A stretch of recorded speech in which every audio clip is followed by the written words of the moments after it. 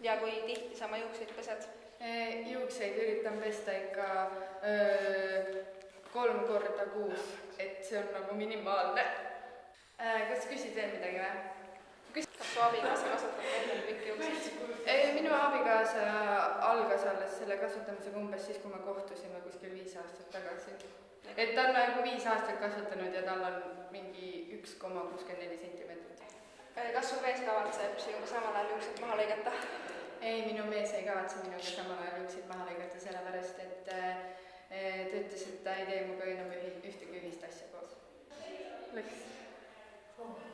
Võimas nõid, ennustan teile 2014 aasta armastuse ja raha poole.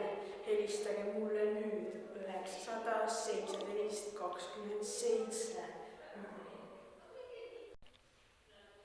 Mis teeb elu heaks Etoopias?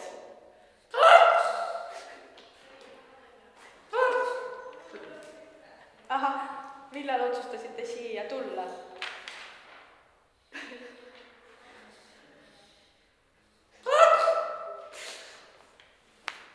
Kauaks on plaan siia jääda?